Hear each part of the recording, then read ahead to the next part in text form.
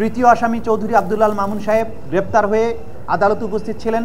তাকে যখন অভিযোগ পড়ে শোনানো হয় এবং আদালত তাকে জিজ্ঞাসা করেন তিনি তাকে যে অভিযুক্ত করা আছে সেই ব্যাপারে তার বক্তব্য কি, তিনি তার দোষ স্বীকার করেছেন এবং তিনি বলেছেন তিনি একজন সাক্ষী হিসাবে এই যে ঘটনাটি মানবতা বিরোধী অপরাধ 2024-এর জুলাই আগস্টে হয়েছিল সেই অপরাধের সমস্ত কিছু যেহেতু তার জানবার কথা, তিনি সমস্ত তথ্য আদালতকে উদ্ঘাটনের ব্যাপারে সহায়তার মাধ্যমে তিনি অ্যাপ্রুভার হতে চেয়েছেন এবং সেই প্রার্থনাও আদালত মঞ্জুর করেছেন।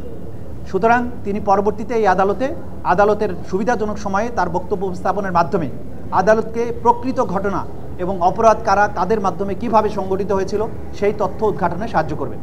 এই ছিল আজকের দিনের প্রসিডিংস। তাহলে কি আজকে থেকে চৌধুরী আব্দুল আল মামুন সাক্ষী হয়ে গেলেন, সাক্ষী হিসাবে গণ্য হবেন, এটাই আদালত বলেছেন।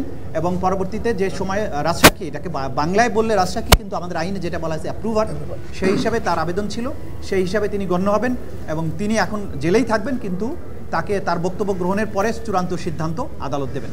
নিরাপত্তার বিষয়ে কি বলেছেন? হ্যাঁ, নিরাপত্তা, যেহেতু তিনি অ্যাপ্রুভার হতে চেয়েছেন সে কারণে তার নিরাপত্তার সংকট হতে পারে, এই আশঙ্কায় তার পক্ষ থেকে তার আইনজীবী আবেদন জানিয়েছেন তাকে যাতে যথাযথ নিরাপত্তা দেওয়া হয়, সেই নিরাপত্তার ব্যাপারে আদালত যথাযথ আদেশ দেবেন বলে জানিয়েছেন।